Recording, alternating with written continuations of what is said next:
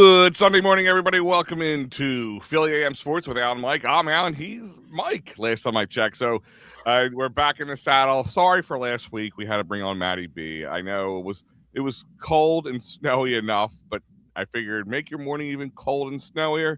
Bring on the man himself, Matty B. Mike, what's going on? Oh, I'm a little pissed. The one weekend I can't get in here because of duties, and you guys bring on Jack Fritz. I see how it is. I see how it is. Credit on that one because I get a call that night before, not later at night, like 8, 9, 10 o'clock at night, and hey Al, I'm gonna be joining you tomorrow because Mike's not coming on. I'm like, I kind of figured with the snow. If anybody doesn't know, Mike is a heroic PennDOT worker who worked through all that craziness. And I kind of just figured it was just me and going to be on a solo show.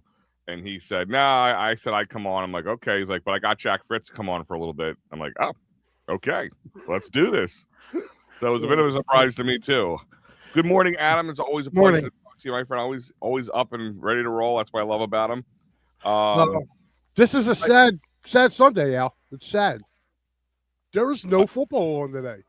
Well, wait. Is the Pro Bowl? No, that was no football. No real football. I got you.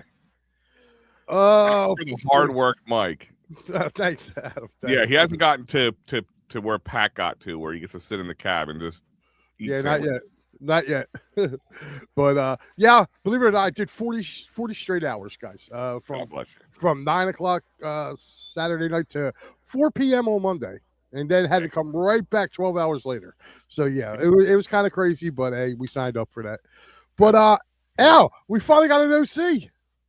We finally got an OC. I've been able to have a chance to react to it. I actually had our old friend who we both worked with many times over the years, Freddie Burns, on Friday night. Got our chances to react to it. Mike, you haven't had a chance, as far as I know, to react to it live. What is your initial reaction?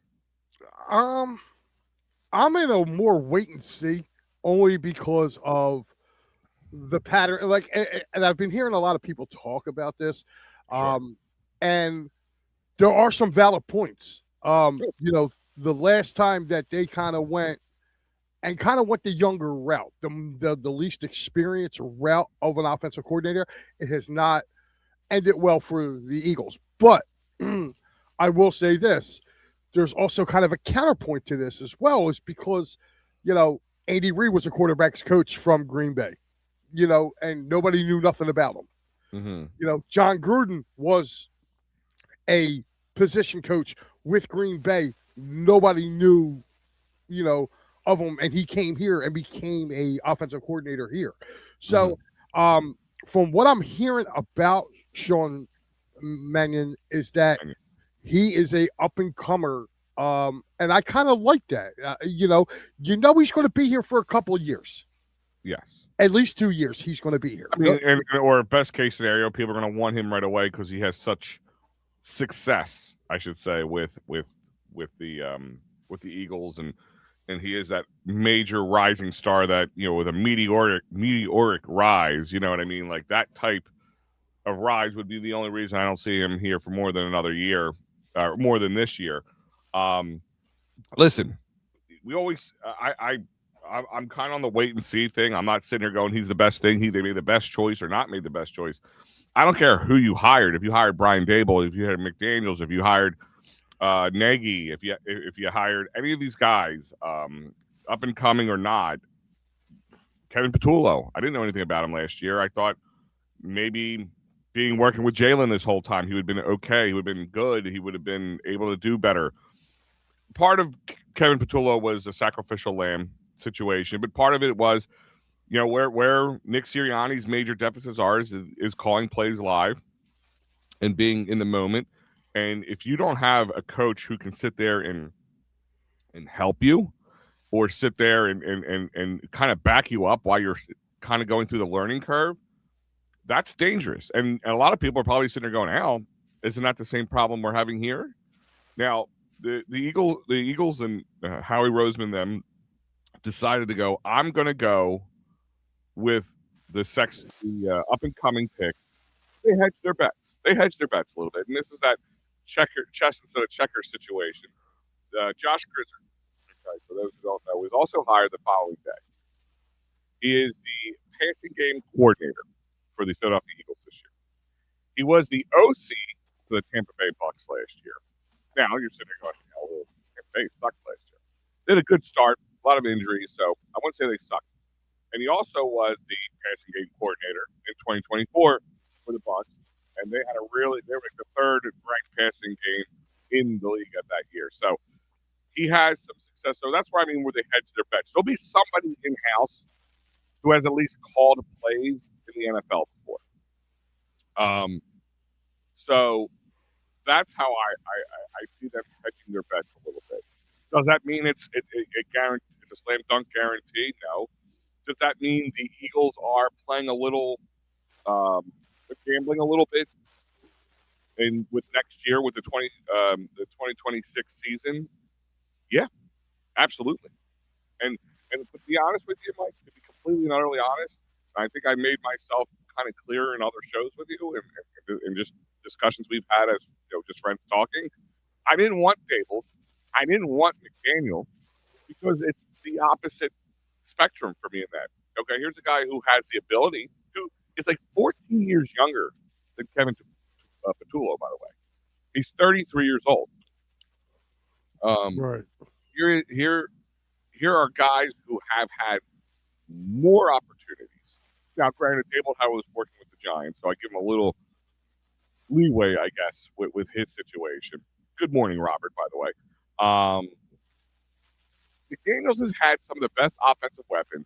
He had Tua, who was supposed to be the next big thing. Now Tua kept getting his head injuries and stuff like that. So I get that to a point.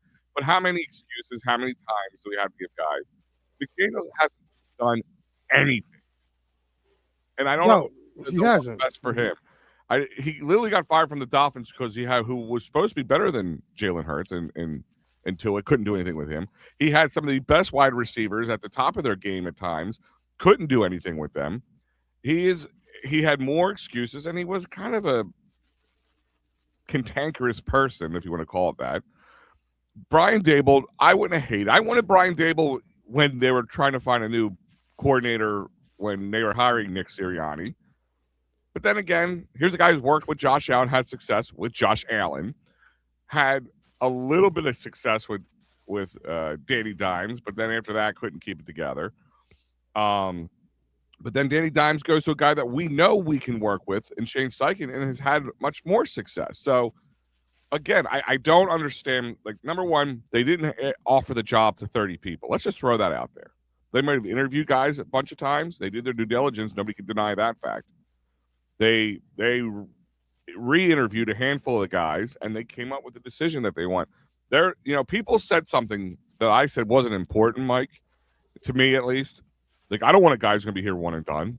I don't want that. I want our Vic Fangio of our offense. I'm like, that's impossible to find right now. That really narrows it down to a very small area. So I'm like, I'm okay. This is what you get then. This is where you're going to get that. You want Vic Fangio? Here's a guy who could be around for the next few years, but he's going to be young and inexperienced. You're not going to find an old, grizzled offensive coordinator who could be around for a few years. You tell me Matt Nagy has a really good year with the Philadelphia Eagles. He's not off taking an HC job somewhere next year. Everybody wants to be HC. Vic Fangio has done it. He's had success and not had success doing it. He's had success being a defensive coordinator, and he came here and he finally got over that hump that probably felt like he never was going to get to. And he got it. So, this is what we wanted. This is what we got. And I'm just kind of taking it one day at a time. I'm not going to tell you it was the best pick. I'm going to tell you it was the decision made after a lot of thought. Yeah. And, I think they did their due diligence, too. Everybody wants the big sexy pick because has that ever really worked out for the Eagles, the big sexy pick? Well, it did with Kellen Moore. Kellen Moore was definitely considered this sexy pick because all I heard, maybe again it's what we hear from our people. He failed in Dallas. He failed with Justin Herbert. He failed here. He could call plays, but I don't know if he can win. and well, he proved everybody wrong, of course. Right. I So didn't know he was the sexy pick at the time. Is my point, I guess. yeah, he was. He was the sexy pick, and look, I look at it like this, man. If it's going to be that, then so be it. But sometimes you have to give a guy their shot, and Mm-hmm. for me, honestly, I would definitely give him a shot. I mean, why not? Listen, at the same time, the Eagles have done that in different positions, mainly the HC. Doug Peterson was a completely unknown for the most part.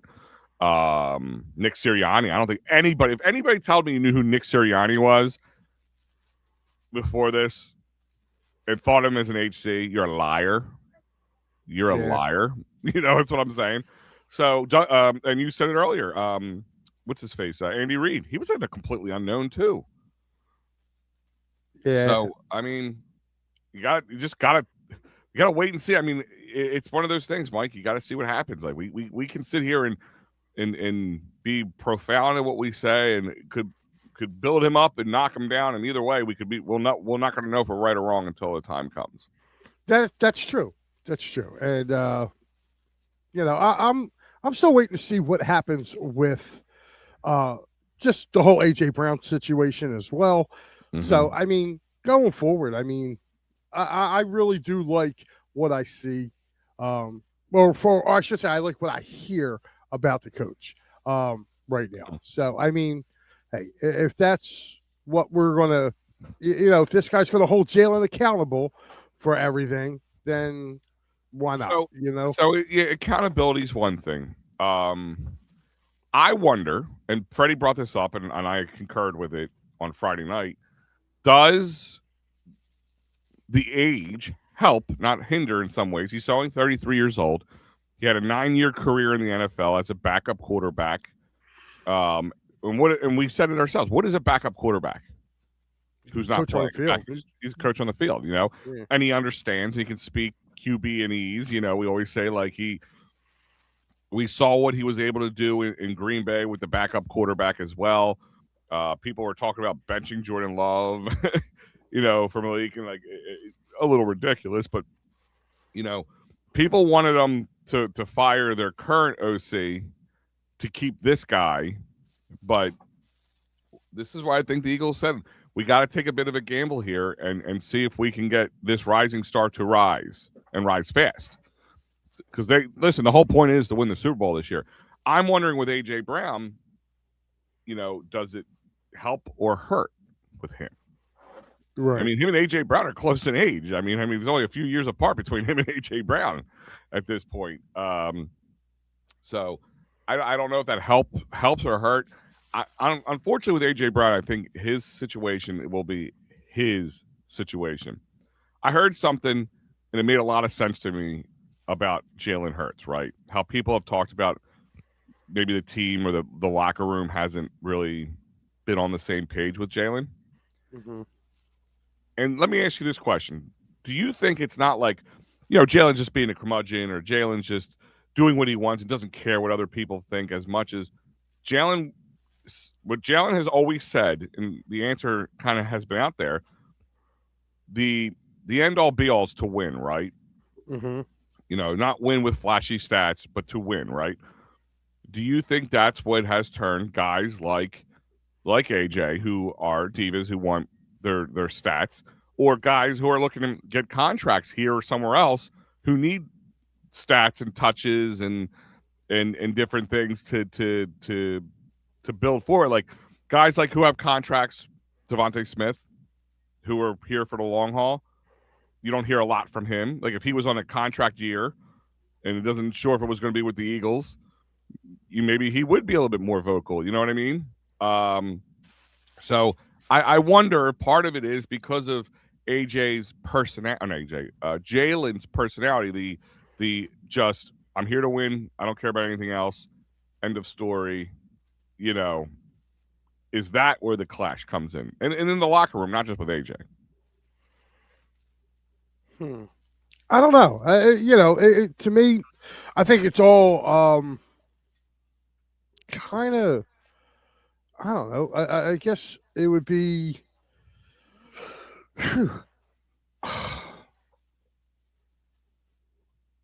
stumped you. Yeah, you really did. You really did on this one. You really did. And listen, and that's the funny thing that you never really do think about, Mike. You really don't think about guys like take the last preseason game, right? We all say it's kind of a throwaway game in our eyes. You don't want to pay to go to it. You don't want to pay to park down there. You don't even care about watching it that much because you know 90% of these guys aren't going to make the team.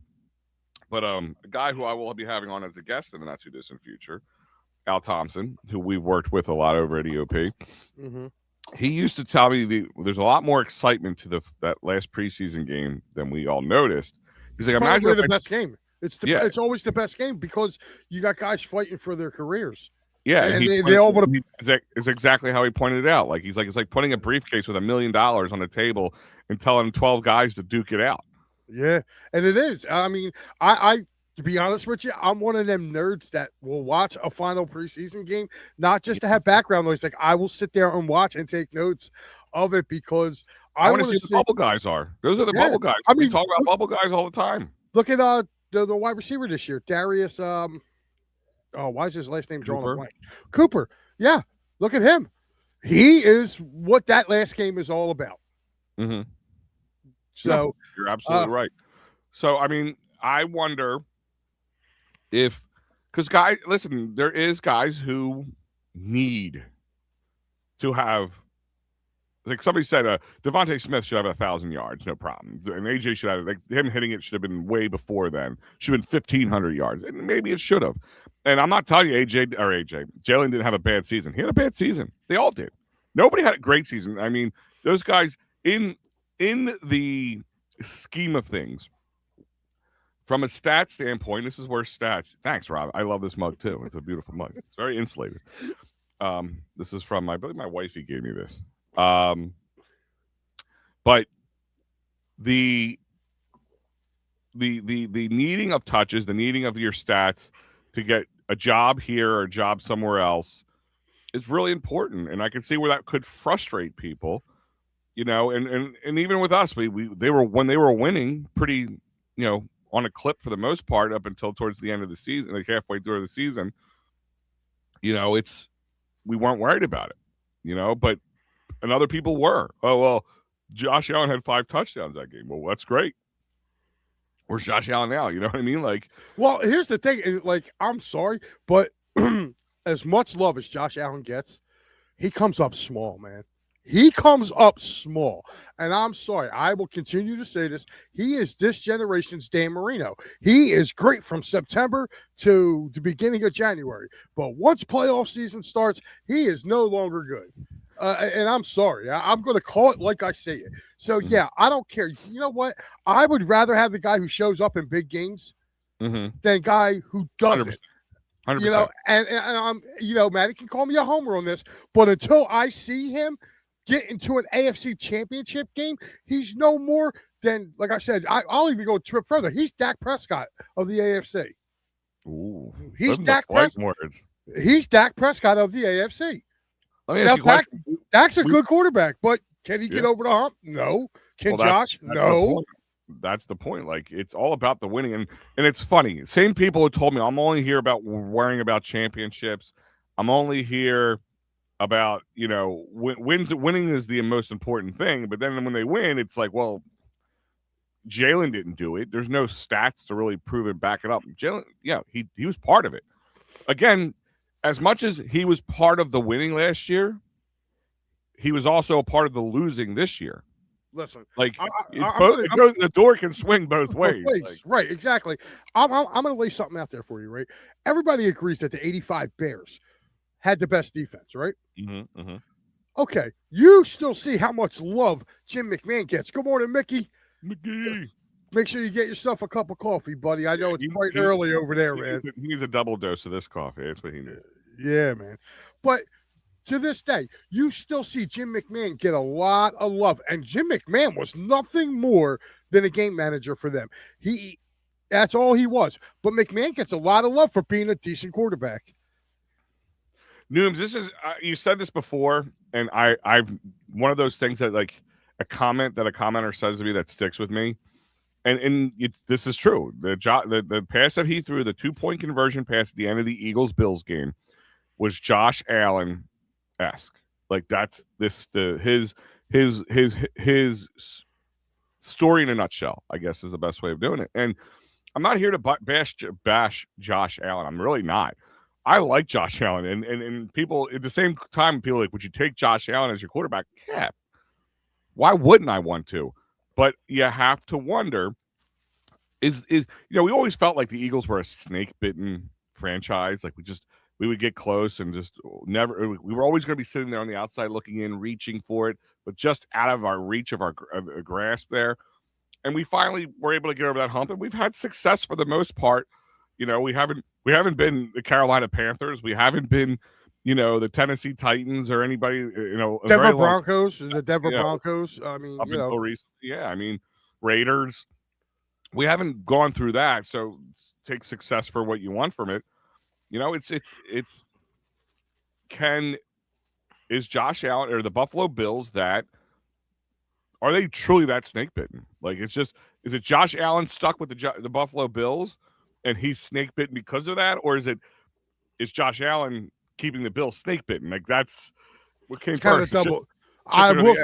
I will say this though, I do love their hire. I love the fact that they gave Joe Brady a chance up there because that's who I wanted the Eagles to try to go after.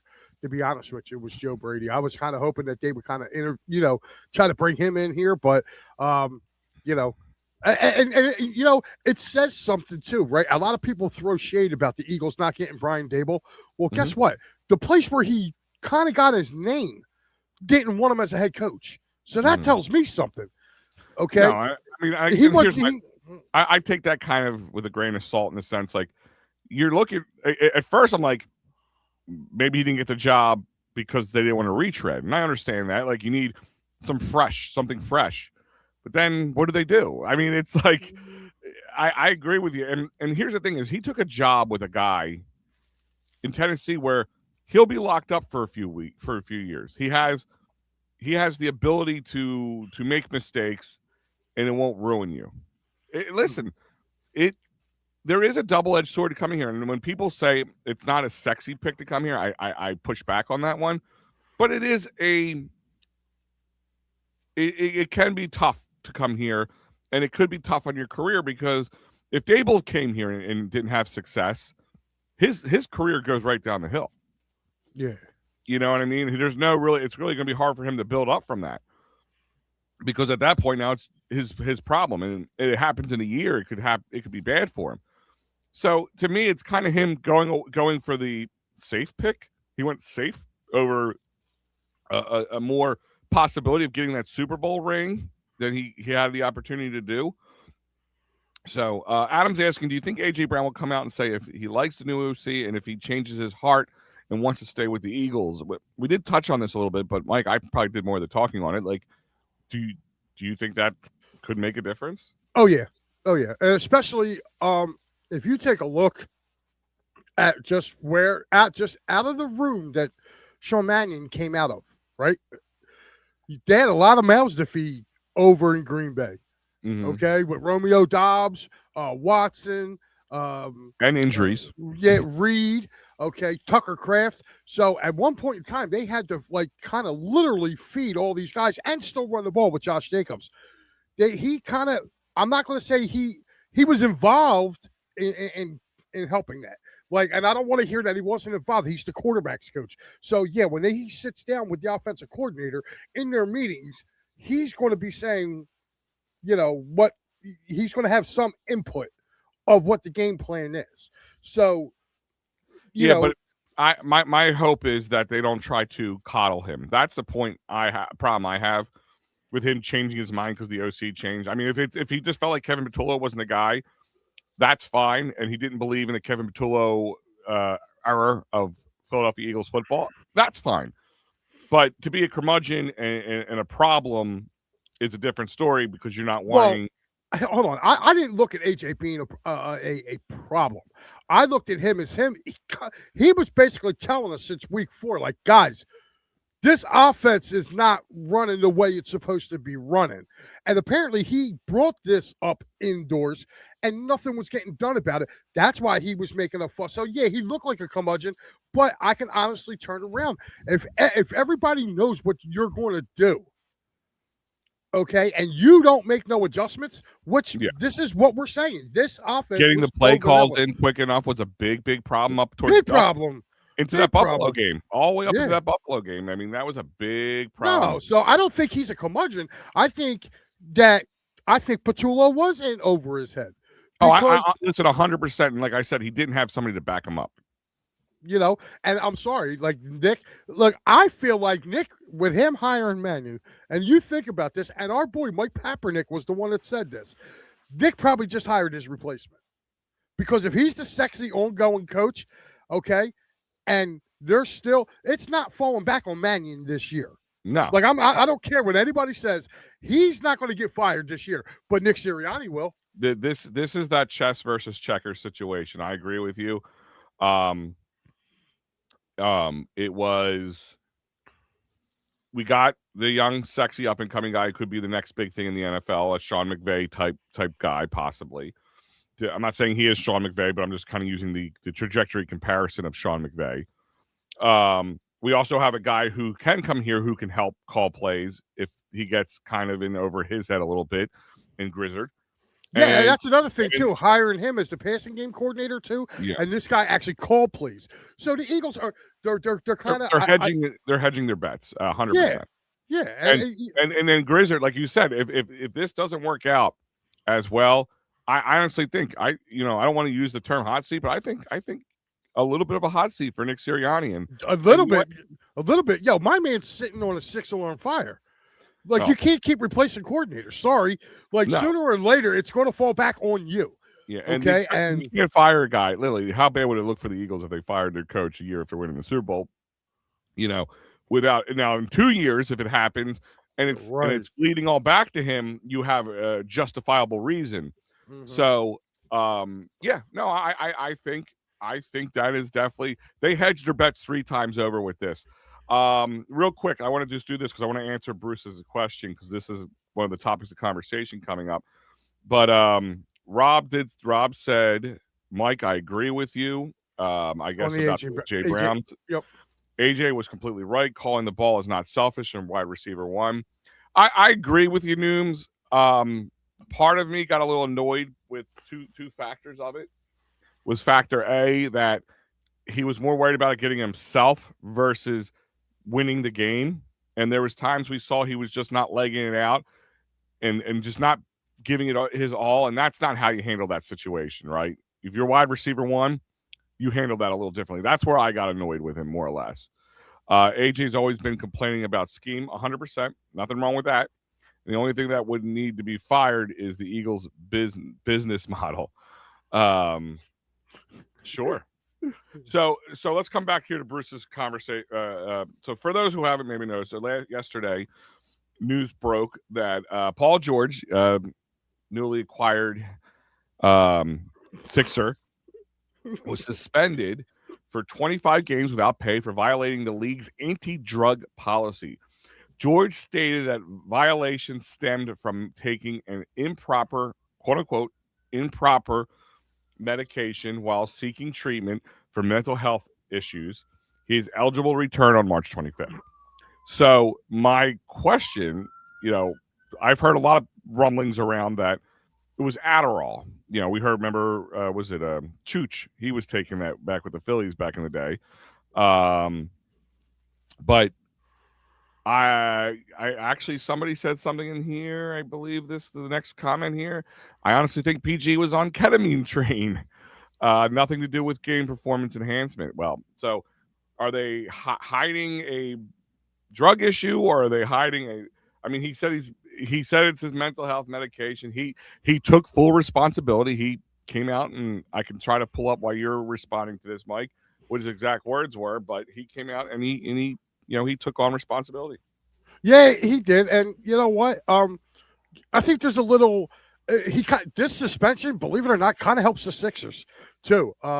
They were above their luxury tax and was going to have to pay. But now that he's going to miss 25 games, okay, that does not count against their salary cap. And by the time it's done, I think it's only like $1 million that they're over, which they kind of said, like, if you trade Eric Gordon away, which Eric Gordon has really done nothing for the Sixers team, if you trade him away for a bag of balls and, maybe some running shoes, it'll get you underneath the luxury tax. So by him, believe it or not, by him getting suspended for taking his medication, which I don't get. Like, if this is prescribed by a doctor that he's taking this, okay, shouldn't your team doctor be like, hey, man, you can't take this. You got to take another something else that's within the realm of our guidelines. Like this, I don't get it. Like, somewhere there's like a lost translation between Sixers medical and the league medical. You know what I mean? Or even if you went to a private one. Here's the point. Here's the problem. Now, I know we discussed this with the Phillies and Jose Alvarado last season. And I believe it's the same idea, these drug policies. Like, if you take something that you're not sure of, even not even a drug, like a protein shake or something, if you're not sure of them, you can call line 24/7 and see if you can take that. I have a feeling that it wasn't prescribed. It was something somebody told him to try that will help with his mental health. Ketamine is getting popular for mental health, according to Noom. Sixers can now get Dorian Finney-Smith or someone else in the buyout. Somebody tried saying it was a conspiracy theory that the Sixers turned him in so they could get himself under the luxury tax, which is kind of funny.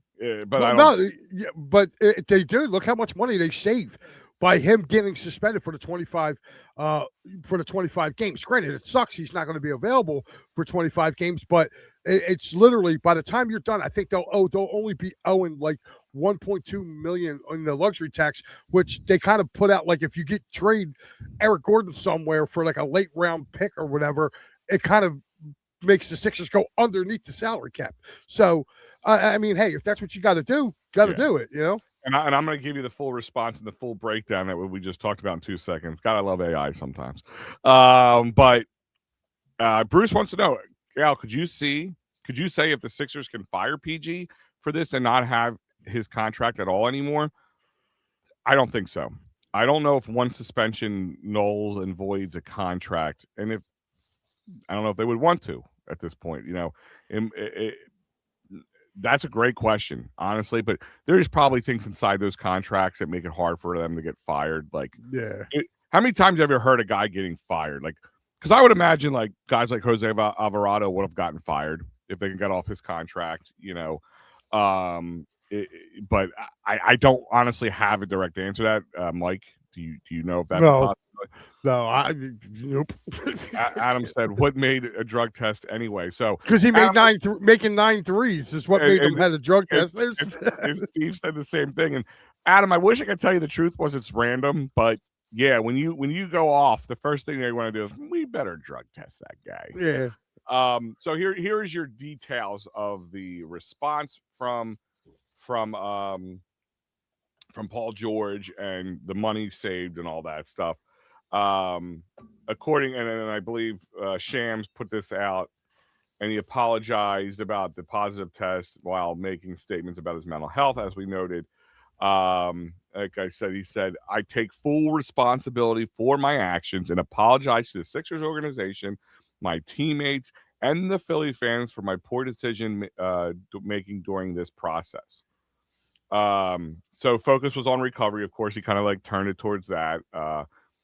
He would use the suspension time to ensure his, quote, mind and body are in the best condition to help the team upon his return. So the suspension will cost approximately $11.7 million. 25 games. So he's off to March 25th, right? Mm-hmm. That's not even 2 months, Mike. If I took 2 months of your pay, it would hurt, right? It would hurt. It'd be a lot. Crippling. $11.7 million. Wow. For 2 months worth of work. This shows you something. He's expected. I would just love to get the interest on that. I could live off the interest. Absolutely. So that means his first game he can return to is the March 25th game at home against the Bulls. George was averaging 16 points per game at this point. with where the Sixers were 16-11 with him in the lineup. So that's where it's going to hurt a little. It's going to hurt there. Now, like you said, it gets them under the luxury tax, and I believe Noom said um, he's going to, they could actually go make something happen. Mm-hmm.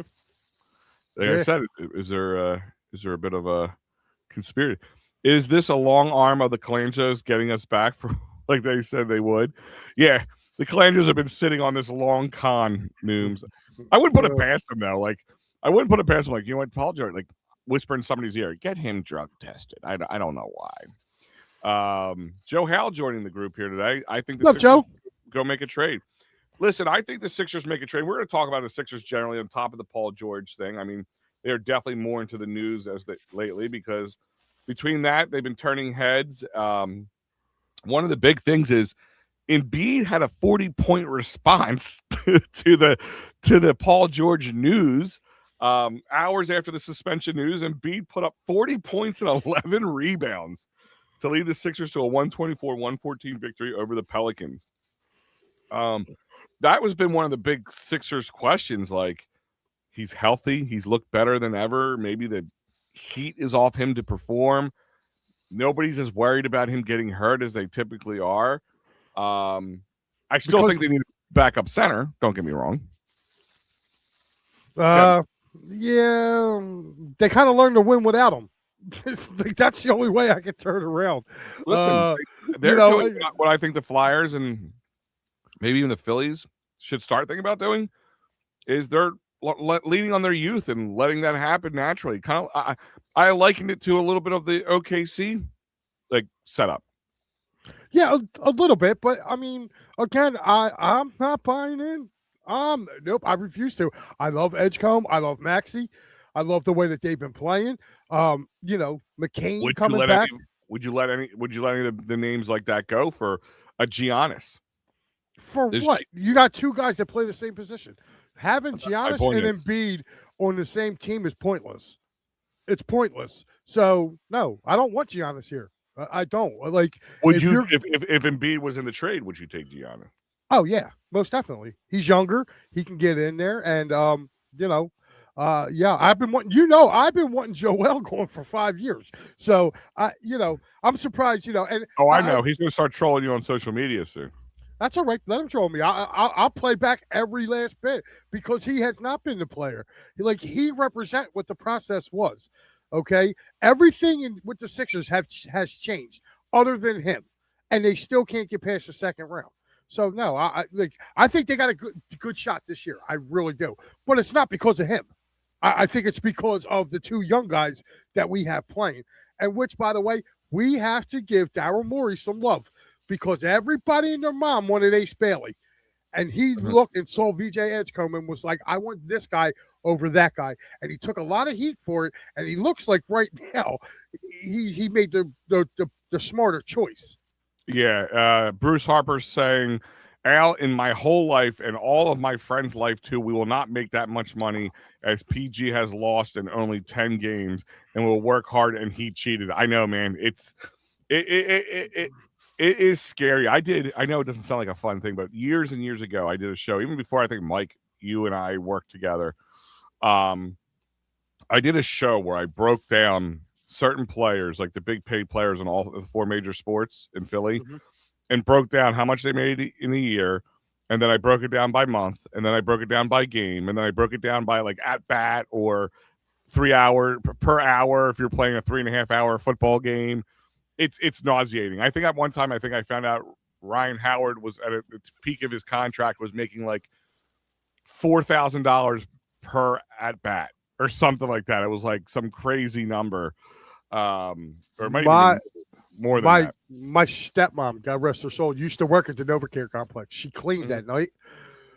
One night, dude, she was cleaning up, and she literally found Donovan McNabb's pay stub, like thrown on the ground, right? Really? Like, yes. So she picked it up, and the part where it had like his numbers, like she kind of put that over because they had a shredder where they would, if they were to ever find that, they have to put it in a shredder.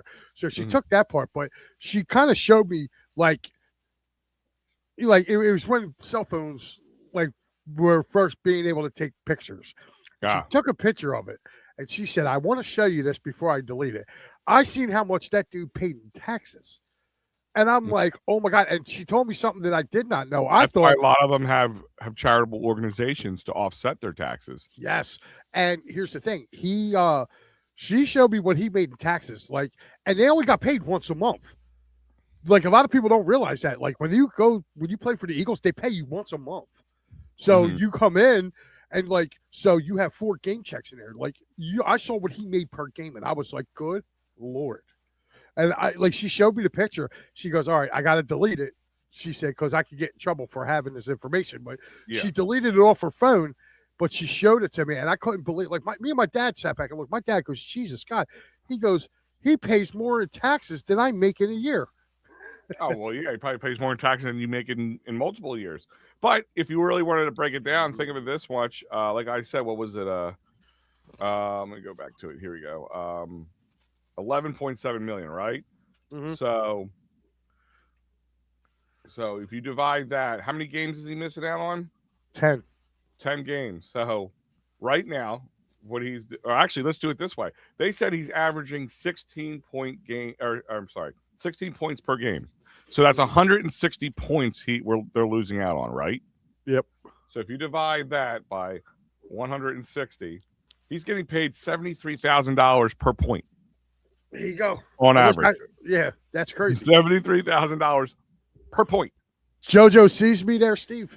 Yeah, he can still see me. Joe House said the trade deadline's coming. Mike, do you feel the Sixers? I don't think any major things are coming. Maybe this loosens up the straps a little bit. And I know Joe. Speaking of JoJo, has come out and said vocally to not worry about luxury tax because it's easy for when you're not spending the money. Don't worry about the luxury tax, and go get anybody who's going to make the team better. Do you think they make a move? Yeah, I do. I think they will. I think they will. I think they will. I think the Robert or the Andre Drummond life has kind of reached its shelf here. Mm-hmm. You know, and I kind of like. Yeah, they won't be able. Like I said, they won't be able to go far with him. They need a true center to back up that doesn't. We see the difference between when Joel's not on the field or on the court versus when he is. Yeah, I like Bona though for the defense. Bona's starting to show me something, and yeah, but again, they need somebody else. Yeah, they need more scoring, but I can see them. It'd be nice for them to go get a wing. I think they can use another wing. Rob believes they won't make it past the first round. Do you agree? Currently, it's constructed. I think they'll make it past the first round. My thing is they had a chance to really kind of, I saw what Washington gave up to go get Trae Young. I was like, wow, that was crazy what they gave up to go get him. Yeah, but that's what Washington does. They bring in guys past, like they're just, and they add them in and they overpay for them. Then they don't do anything with them. Then they lose them, and then they're back to where they started. Like Washington, talk about just a dumb franchise. Nooms does not like Ace Bailey. I don't think many people do. Andrew Bynum made $2 million per alley strike. It is, if this team doesn't learn to defend the three, they are sure as F not making it past the first round. And that's true. I mean, even Maxey has grown from a defensive standpoint. But yeah, there needs to be a 3-and-D kind of guy that could come in. I mean, like again, they don't have to break the bank. Just somebody who can fit in with this team and maybe into the future. You know what I mean? That's not going to be a role player of sorts. I just don't see a Giannis trade making us better. No, especially if Joel's still on the team. Like, exactly, it just doesn't make sense. It makes no sense to me. Like, I understand, and maybe I don't know how much time. I don't know if it would even be financially smart for them, but I just don't see the Bucks going, yeah, well, we'll take Joel Embiid as part of the, and give a few first round picks or first round pick and a player or something. But I can't see that making any sense to me from everything that I seen as far as the Bucks Sixers trade, it had to deal with Edgecombe was a part of it, McCain was a part of it, and Paul George, along with picks. going to Maybe they'll Milwaukee. take Paul George because he'll be fresh. Yeah, maybe. He's not. It's not like in baseball where guys get suspensions and then they're not eligible for the playoffs. So he'll be eligible for the playoffs, and the playoffs start 2 weeks after suspension's over, 2-3 weeks. Yeah.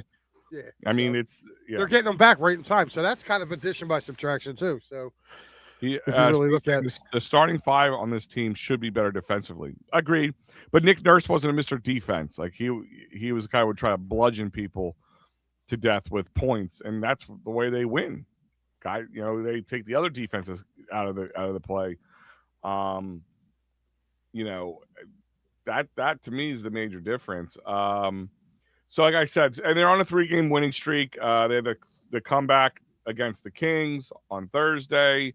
Tyrese Maxey scored 40 points, winning 113 to 111. So that was they're winning. They're making it exciting to watch. I'm not putting any expectation on this team at all. I know a few people said they're not making it past the first round, or they think they can. Here's the thing. I mean, most people are going to look at that, Al. They're going to look. I mean, until this team gets past the second round of the playoffs, they're not going to buy in. They've seen this before. No, I get it, but I wouldn't be surprised if people buy in, because I have to give the Sixers organization a little credit. It's not totally the Joel Embiid show anymore, and they're letting guys like Maxey run, and they're letting VJ Edgecombe play, and they're drafting well. So that's where that first round pick is going to be coming in the major. I mean, I'm not a big Daryl Morey fan, but the man can draft. He does know how to pick them. So, and that's another thing too. That protected pick for next year too. A lot of teams have been trying to acquire about that pick for next year. It was, I think, I want to say it's Phoenix's pick. It's either Phoenix or Brooklyn. One of the two the Sixers have for next year, and it's going to be a very high pick.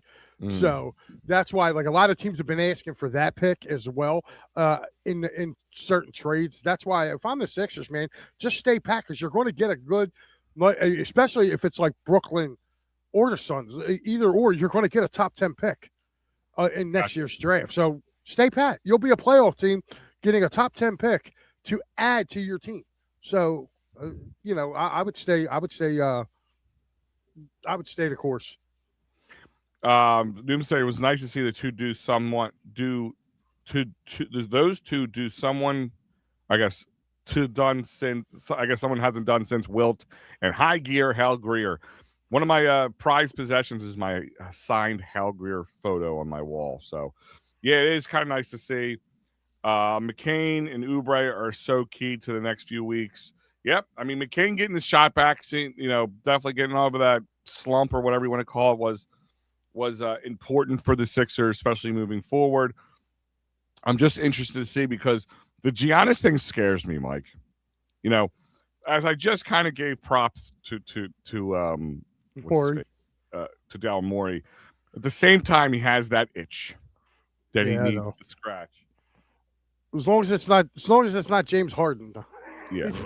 Hey, Mike, give me 1 second. I guess I gotta pop out for 2 seconds. All right. You got it, man. Listen, I'm going to transfer over. I'm going to make a segue over to the Phillies. And the reason why I want to make a transfer over to the Phillies is because, I don't know, I need to find out what's going on here with this organization, because I am at a loss for words of how I'm seeing just 2 days ago, which, by the way, Freddie Burns, I wasn't trying to light a fire under you or fire you up, dude.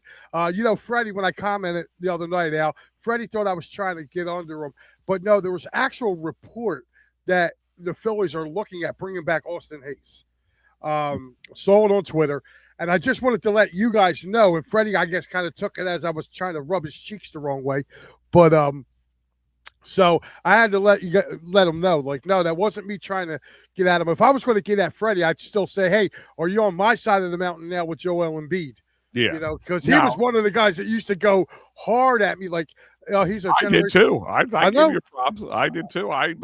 Yeah, but you've been on air and given me my props. Freddie hasn't been on air. He's been unfortunately doing other things. So I just wanted to see if he came over to the dark side a little bit, because my island's starting to get, where I was standing alone at one point in time, starting to get a little full over here. A couple new huts have been built.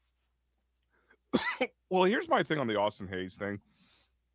And we'll transition towards those Philadelphia Phillies. I wouldn't mind if you can use it to get rid of Castellanos. No, well, Castellanos, yeah, but even Brandon Marsh, to be honest. Oh, never mind. Nope, he signed with the White Sox. Yep, there it is. There's your answer. Well, yeah, that White Sox team might be a little better than people think this year. It's a 1-year, $6 million contract. Includes a $1 million buyout on a mutual opportunity for 2027 and up to $375,000 in incentives. I just want to know, man. He says it's simple. The Dodgers thought they were lucky to beat the Phils. Apparently, the Phils felt the same way.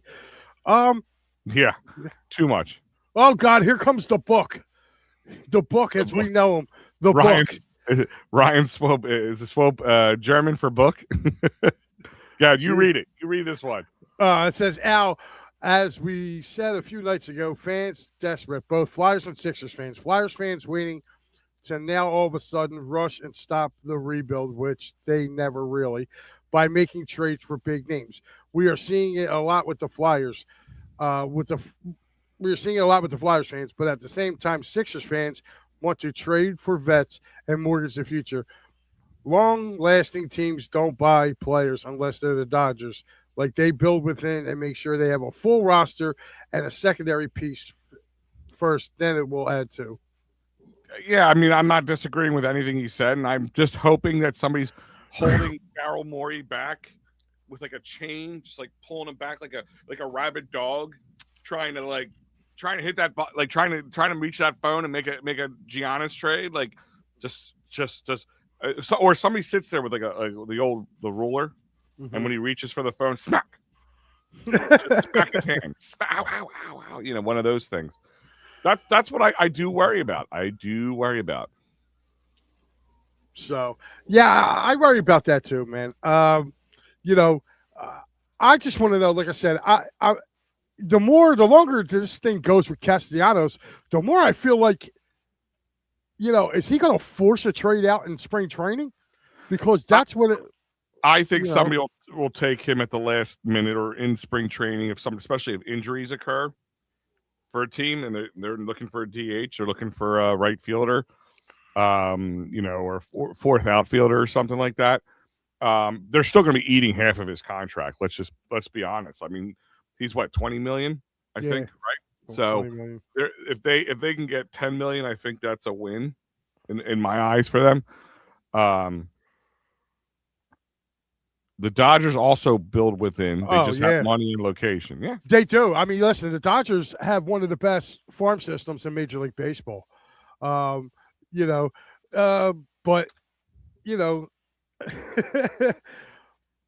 for me, honestly, like I said, I feel like the Eagles got to get back.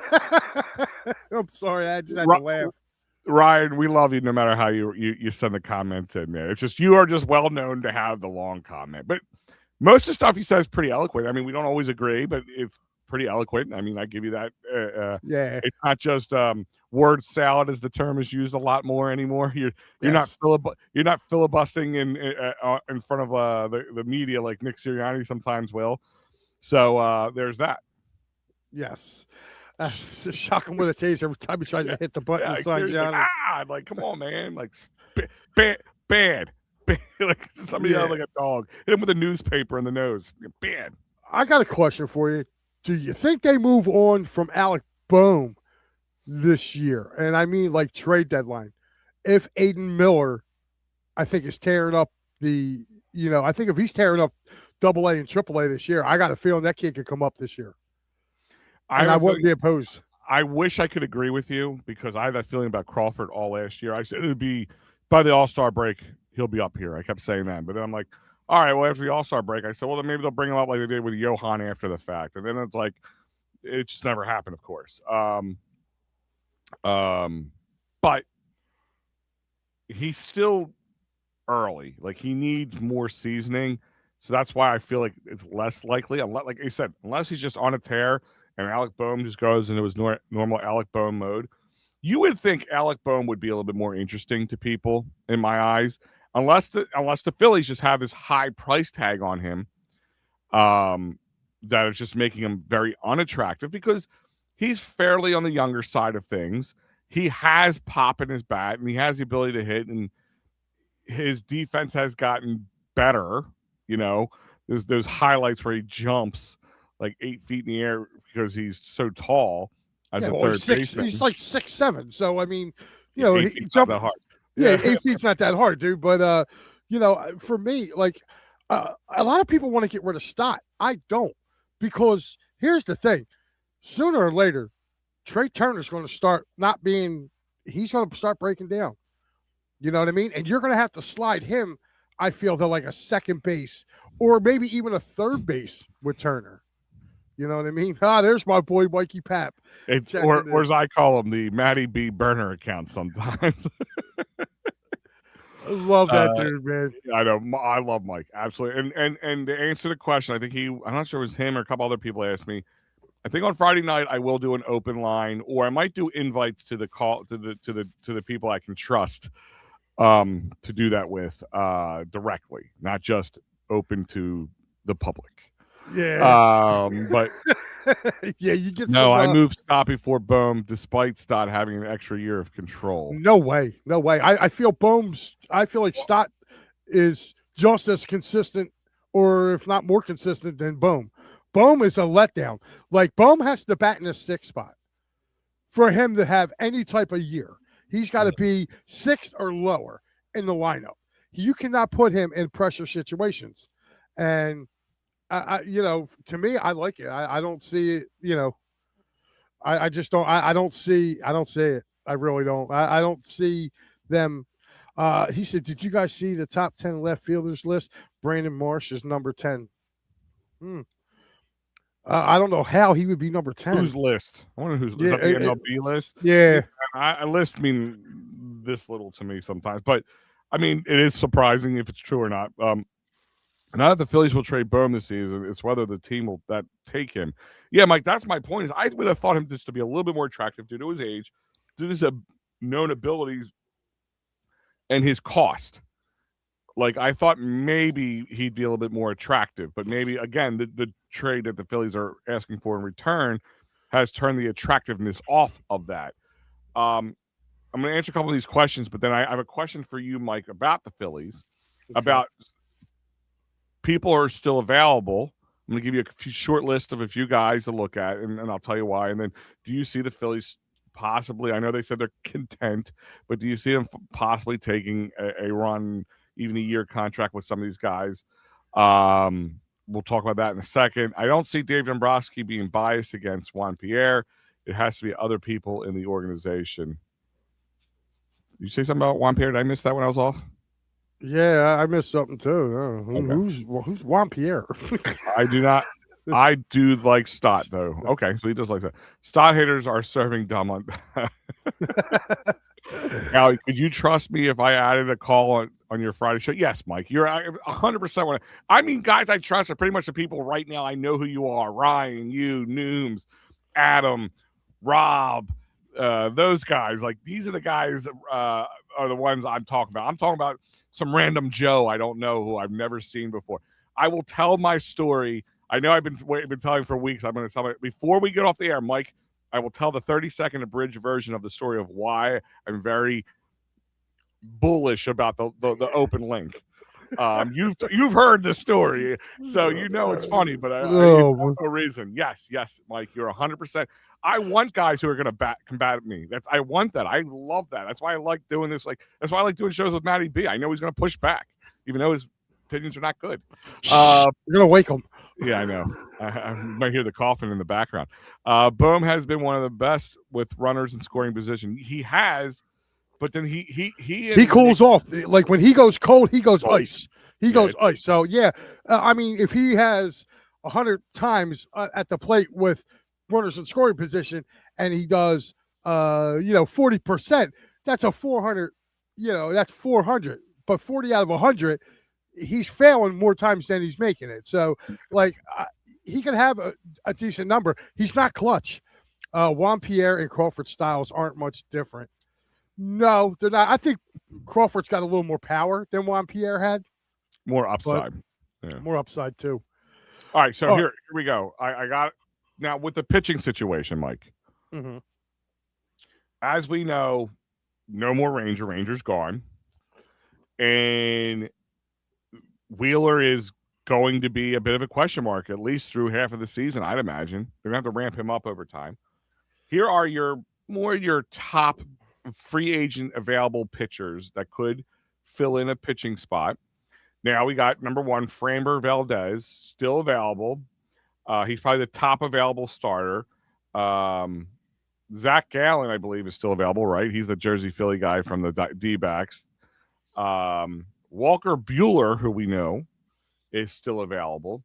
And then there's some older guys, especially in Justin Verlander and Max Scherzer, who's remained unsigned. Do you see the Phillies taking a flyer on anybody? I would take a flyer on Scherzer. Mm-hmm. Not so much Verlander, because Verlander kind of gets hurt a lot. But yeah, I mean, Framber Valdez is going to want the bag. And so far, like, think about it. If you're looking just with the starting pitching, I would go for a 1-year deal. Honestly, I would make an offer to Max Scherzer. Bring him in. Like, what else do you like? Max Scherzer is probably just as good as Aaron Nola is right now. You know what I mean? The cost does play a factor into this. You think he'll be demanding a little too much to continue to play somewhere? I don't know. I don't think so, because nobody's beating down his door. You're into February, dude. Pitchers and catchers report in 2 weeks. Yeah. You're 2 weeks from spring training. Yeah, but it's so different nowadays. I mean, back in the day, Mike, the team was set by now. But guys they hold out now and get signed in the middle of spring training, especially older, wily vets like him would do that. Mike's saying if the Phillies were to sign Suarez to play third, not Ranger, for those who are, it's Eugenio Suarez, to play third base, that means Bohm to first and Harper to left or right field. No, it wouldn't. But Harper's not leaving the infield. They went out and signed Aroldis Garcia for a reason.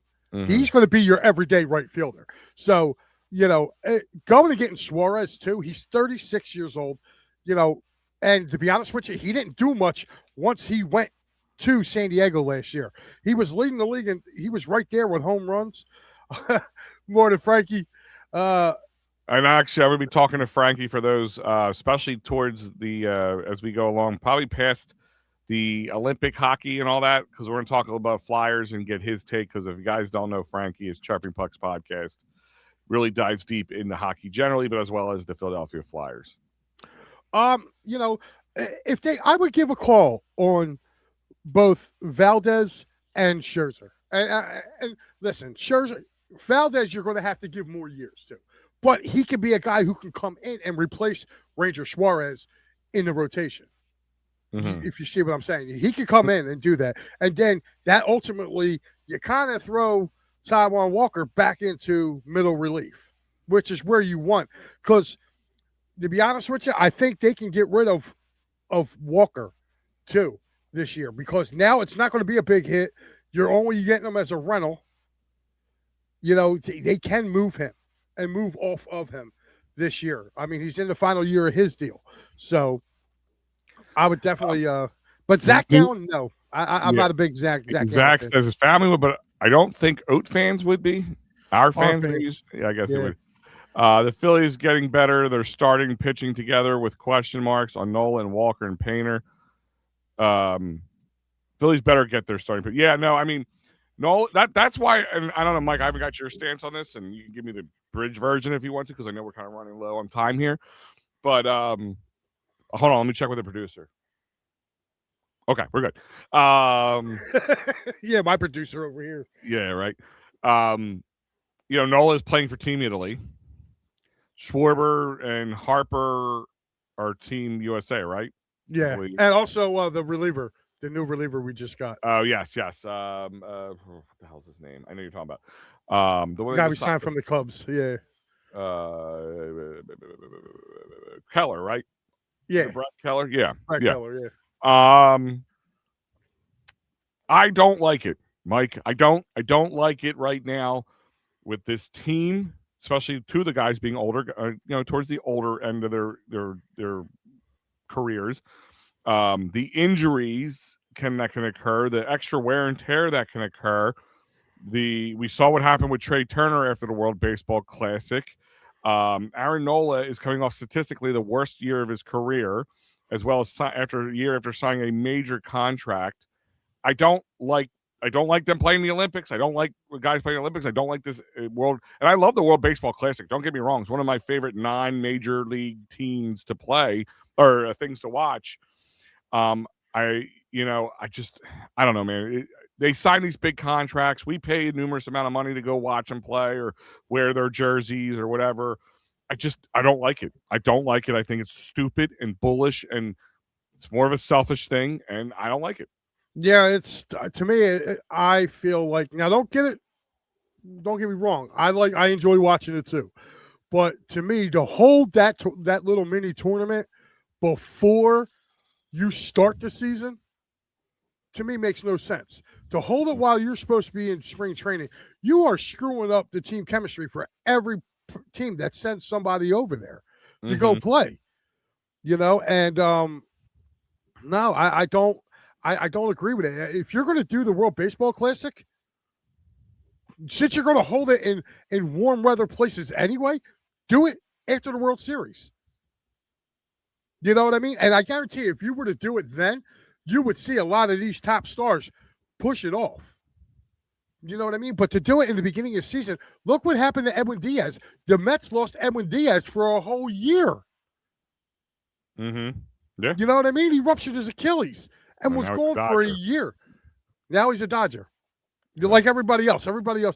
I want to know, like when it comes Ryan's quote here, by the way. I do like Valdez for that reason. It's like Ranger Suarez is. Yeah, he is. But I'm sitting here and I'm wondering, when it comes to the Dodgers, do they not have a luxury tax? I always say this, Mike. I feel like there's some shenanigans with the Dodgers. I really do, and they probably say luxury tax be damned. A lot of times because they have the money to do it. But I go back to the Shohei Ohtani contract, and it happened right off the heels of the whole gambling situation with his money handler guy, whatever his term was. There's going to be a 30 for 30 for this. Like, it's going to come out years down the line that, listen, the man's not poor. He's making more money probably in commercials and stuff like that. Probably doing a ton of like Japanese commercials too that we don't even know about. The man's making money hand over fist where he doesn't need that money. But there's going to be a day. I looked at the contract. Like, I think, did we do this together? Was this what Matty B? I think it was. I'm not sure. Here's your Shohei Ohtani contract. Here's the BS behind it all.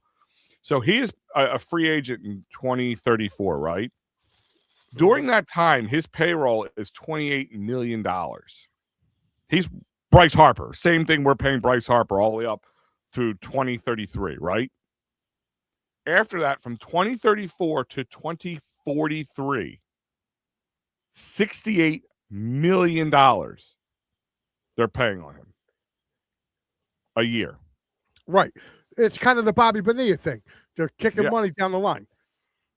Bobby Bonilla, in the early 90s when he left Pittsburgh, believe it or not, it came down to the Phillies and the Mets. And the reason why he didn't become a Philly was because the Phillies didn't want to do what he wanted done in that contract, which, by the way, he's still getting paid. I think he's got like 3 more years left on that thing. So, like, he wanted them to kick money down the line so he would never be broke. You know what I mean? $1 million going all the way down. So, yeah, I would definitely like to see that. Yeah, it is. I'm surprised we haven't heard the creak yet. An hour and 10 minutes in the show. We have. He probably. Oh, I well. agree, Lauro. He didn't hear that often. Yeah. All right, now I got to say, so I saw this comment come up. Okay, he says if Scherzer at 41 years old is just as good as Noah, what's that say about Noah, who's only 32 years old? To me, that's not good. But what I'm going to say is, if you put them in context, Mike, Scherzer was a power pitcher, and I'm sorry, Scherzer was better than Aaron Nola. So for me to sit there and say he's equally as good as Aaron Nola or better right now at 41, did you watch him pitch last year? He wasn't that bad last year for Texas. He really wasn't. I'm surprised they let him walk. You know what I mean? Yeah. Yeah. Like, I mean, they're probably trying to unload money too. That plays a factor into it. Definitely do it after the World Series. Okay. I think, and here's the thing too. This is something that I would love to do as far as the World Baseball Classic goes. Why not do it in some of these other countries? Okay, move it to Mexico for a year. Move it to Venezuela for a year. They have ballparks down there. Okay, move it to Canada. Go to Toronto, like Ryan says, for a year. Okay, move it around. Go to Japan. Take the World Baseball Classic to Japan for a year. Why does it always have to be here? You know what I mean? And to me, no, I'm not. I'm not trying to. I'm not trying to see my guys get hurt. You know, before their year even kicks off. Yeah. No. Adam saying, speaking of 30 for 30s, next Friday is the Philly special 30 for 30. Yeah, I want to see that. To watch. It'd be interesting to watch. I'll be honest with you. Like it's I feel like it's just going to be a stroke fest a little bit. Like, we know, unless there's something we don't know about, I can't find it that's going to tell you anything we didn't already know. It's just going to be us reliving the glory days, more or less. Well, like I said earlier, and Eugenio Suarez plays third base. If Bohm is not traded for Harper, and Harper is not going to the outfield, where does Harper and Bohm play then? Well, I think if anything, Bohm maybe moves to the bench. I don't see that happening. Like, you don't want Suarez. Suarez is a home run or strikeout. That's it. Yeah. We already have too many of those guys. We already have too many of those guys. And that's my problem with him. That's my ultimate problem with him. He's a straight. Look what he just go back and watch after he got traded to Seattle. Seattle needed a guy who could hit bombs. Okay, they put in a trade for the guy, and he did absolutely nothing with them. Nothing. So Dodgers are amortizing differently and going with inflation. Okay. I mean, I'm not saying it's a bad idea, and obviously it's already paid off. You know, you sold yourself $70 million for 11 straight years through 43, I think I said it was, right? You already got 2 World Series under your belt. You still have plenty of time to get another 2 or 3 if you keep it up. I'll tell you what, they're looking real good to make it a 3-peat. I'll tell you that. It's happening for now, Mike. Lots of others will be getting paid way past their years of retirement. I mean, when you retire at a young age, I guess that also gives you the ability not to like completely blow all your money either. But then again, it's not going to happen with a lot of people because people don't get the commercials. He is a world, like, I'll tell you, I've covered the Phillies in the stadium, right, guys? You've all known that. I've been a credentialed Phillies reporter for many years up until this year. And when Shoei came to town, the press box was packed to the brim. Looked like a playoff game. A lot of Japanese reporters, a lot of places you never even heard of. He is a world sensation, okay? Global sensation, whatever you want to call him. That's the kind of pull this guy has and the kind of money he makes. He can get away with it. I just found it a little convenient the way everything kind of went down with his contract and the gambling thing. Harper would have been a San Francisco Giant if he took the contract with deferred money. Yeah, and that would have probably got him nowhere. He'd probably be worse off than he's here. I'm done with this Flyers team. All right, this is Amy Craig's Cardizia. Hey, Amy, don't forget to hit subscribe if you haven't done it yet. But coming right back to the Flyers, how long do we wait for the Flyers to be good again? This is ridiculous. This once proud franchise has come to this so-called rebuild process. Well, here's the thing, listen. I feel Amy's frustration with Mhm. this, but And so you do the know, players, obviously. right? Listen, the Flyers themselves didn't say that this was the end of the rebuild. They just said they're taking progressions towards it. The once proud franchise. Can I ask the question? Did I miss something here? Did they win Stanley Cups over the time when they were being one of the top? It didn't matter what the free agent was when they were paying top dollar for the top big names in here. They got to a couple Stanley Cups, literally a couple, like two. They went in 95 and got shellacked, and then they won again in 2010 and Yeah. got shellacked. Other than that, what was Ed Snyder spending all this money bringing in the top talent? What did it win the Flyers? Nothing. So, yes, there's got to be a philosophy change. The Flyer way wasn't doing it. Okay? Paying for the biggest free agent. Okay, it's been 50 years since they've won a cup. Actually, 52, 51 and 52 years. 75, 76. Yes. Okay. So yeah, guess what? Get over it. You finally got people in here that are thinking outside of the box. Okay. And I'm not talking about Nooms brings it up. They made it. I don't care that they made it. They lost. They didn't win. So yeah, they got there. They got invited to the big dance, got a chance to dance with the pretty girl. But guess what? At the end of the night, the pretty girl left with somebody else. Yeah. So I mean, here's the thing is, and I agree with what Mike said. The Flyers were a middling team. I mean, they always had, especially in the late '90s, early 2000s, they were a good team, but not good enough. Right? They would make the playoffs a good chunk of half the time, and they would make a little noise, but not good enough. They made it in the bubble during that time, but then got shellacked. Was it the Islanders who shellacked them in that? Once everybody got excited about that. Oh, was it 20, right? 20? 20 in the bubble? in the bubble. Yeah, in the bubble. Yeah. They got to the Eastern Conference Final and they got smoked. Again, the only, Nooms is bringing up, as we get down to his comment, I can see it, but Nooms, nobody can forget 87. It was a damn good final, but ultimately they came up short. There's no participation trophy, and I agree with this too. A lot of bad breakdowns. A lot of bad decisions made. Listen, I did the post game yesterday, and I'll tell you what. Now, go back and look at this. Flyers made it in 80, 85, 87, 97, 2010. If you look at the last three, they're all 10 years apart. Mm-hmm. And they've had some damn good teams. Okay. I thought 89, they had a really good team. Okay. Before they kind of went into that swoon into the 90s, early 90s. They get Lindros. They have Lindros from 95 to 99 in those 5 years. Okay. They should have been in multiple Stanley Cups. No, couldn't beat the Dirty Devils. So, no, I'm not trying to hear that. Somebody's got to come in. Yes, the Flyers have a culture, but somebody's got to tweak that culture. Okay. And that's what Briere's trying to do.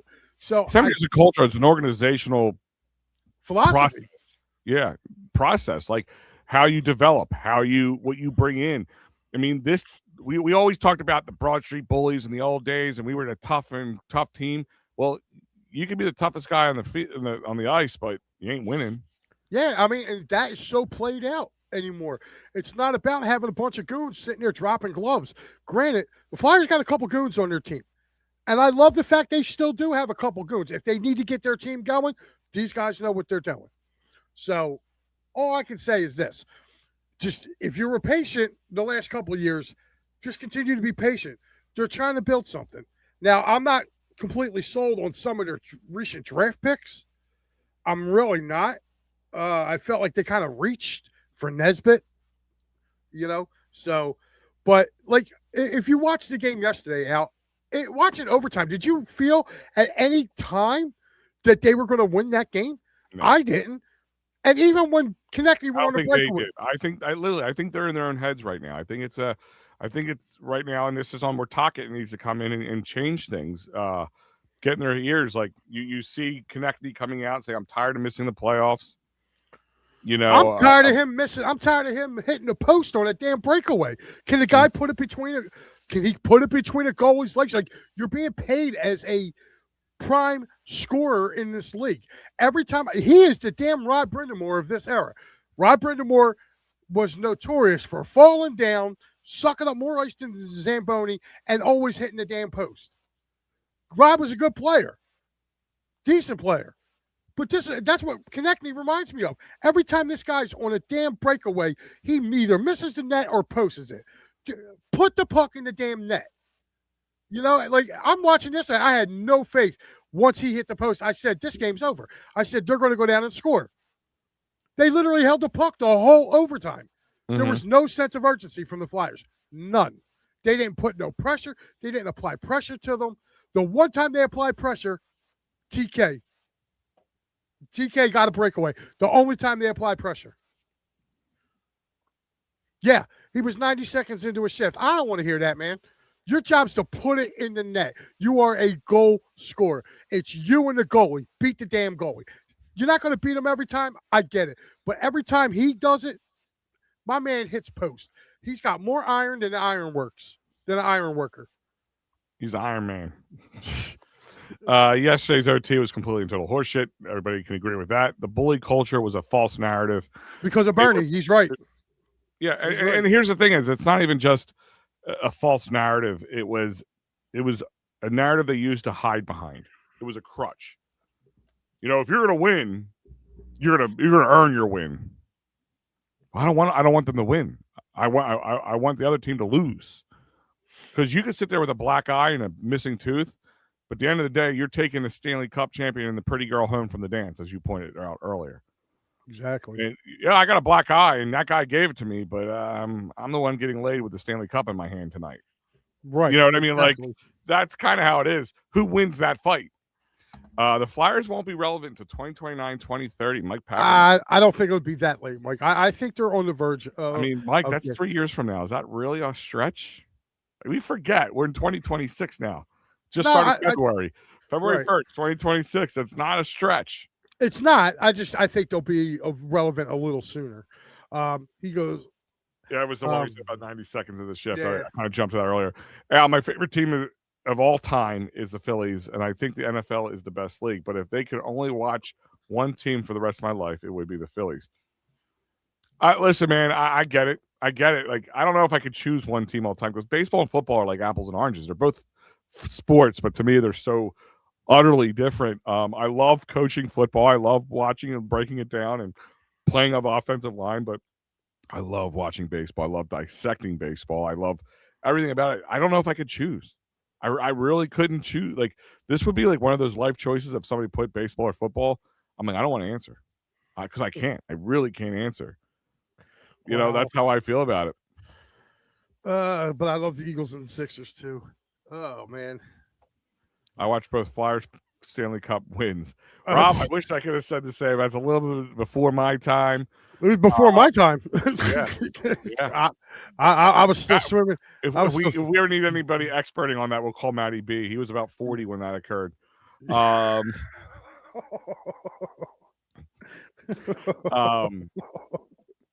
Dale. I know. I'm rude. Speaking of Matty B, right? Yeah. Guys, tonight, 9:00, make sure you tune in. Matty B will probably be coming at us in some sort of fashion. But Al, I got to just give a little shameless plug here. Tuesday night is the final for this season for Props, Locks, and Parlays. Me and Paul will be breaking down all the crazy, and I mean crazy, prop bets coming up for Super Bowl 60. So make sure you guys tune in for that because we're not really going to dive too much into X's and O's. We're going to talk about some of these crazy bets that we have seen. And the one gimme bet used to be the NFL for kickoff would be for a touchback. Not so much, not so fast anymore, my friends. They've changed the bet on that because there's been a lot of returns. So this is our lineup, guys. Make sure you tune in as we get set. That's today. This is it. Maddie's got the Capitals on Tuesday. I have the Senators on Thursday before the long break. There we go. So this is it. This is the coming week, starting Monday. Everything you need to know and more right there. Plenty of coverage for you, Philly and Pittsburgh fans, obviously. Yes, and Um, I was on Gridiron Weekly too this week with Ed and I Jr. saw Man, that. I and saw that. Yeah. it was pretty cool. Well, Will actually texted me earlier in the day. He had to work the Penguins game that night at the arena, so he had asked me. Oh That boy, that's our meetings. It's a picture uh, from one of our meetings, everybody. yes. So yeah, I was gracious enough. They were gracious to have me on, and I had a really good time talking ball with them guys. No, that was nice. That was good. I watched part of it.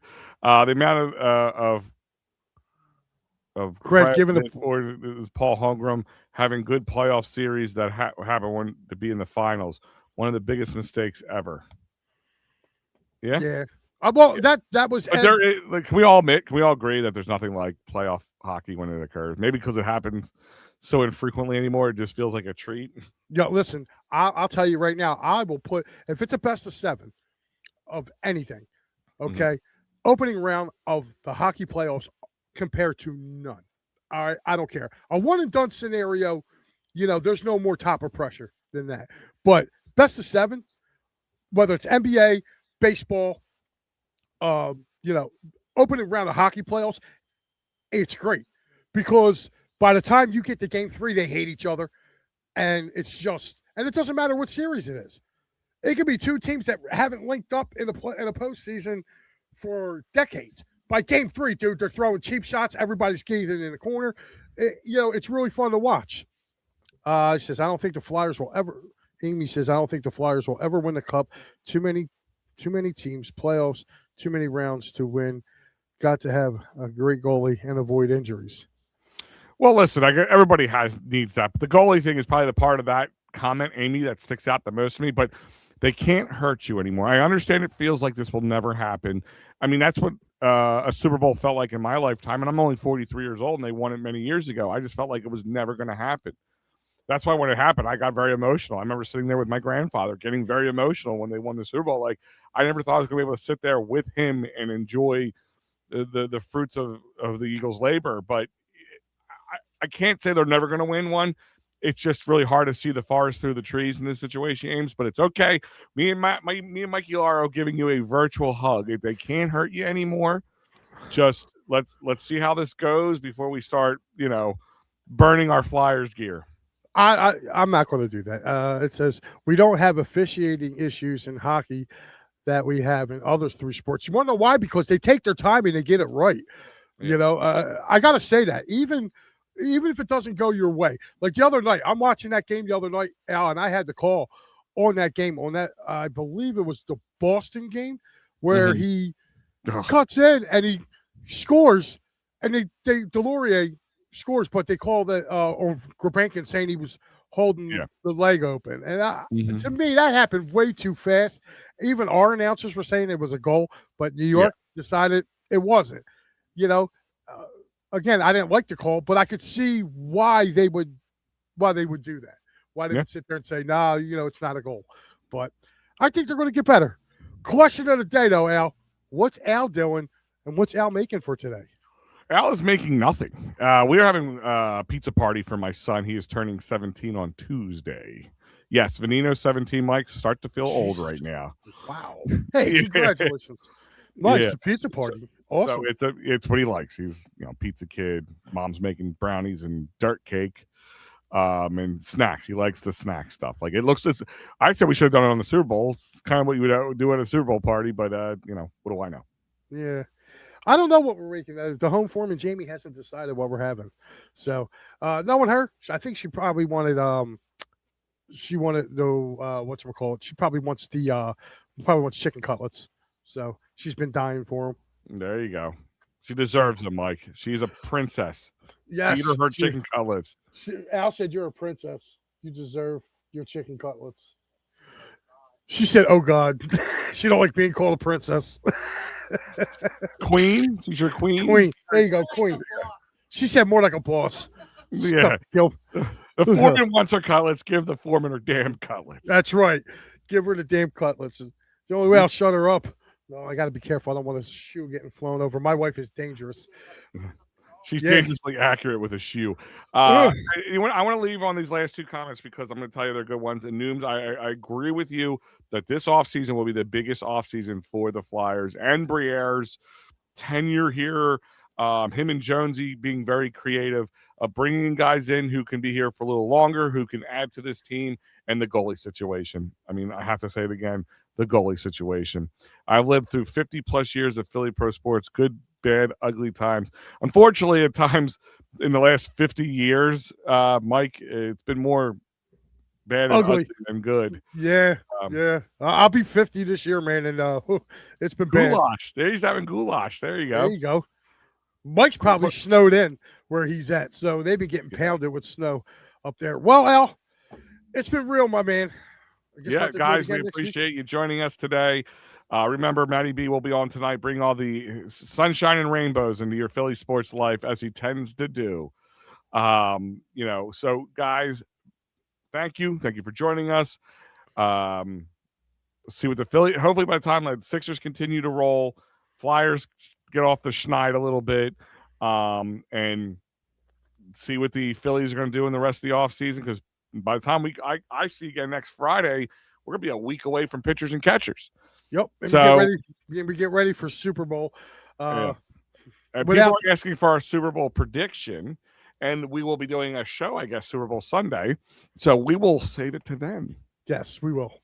Mm-hmm. And we'll actually, Mike, I'm going to give him time now. I need a little your props, locks, and parlays taste that morning because we have all those crazy bets going on. I'll probably be pulling out the betting app while you're talking to me about it. Oh yeah, listen, there's going to be some crazy ones. I'm going to make sure me and Paul are actually we're actually looking forward to it, believe it or not, because it is the last one for this season. So we want to go out on a positive note, on a bang, and we want to help you guys make some money. So why not? Guys, thank you for all the love as always. We will see you guys, I guess, next Sunday.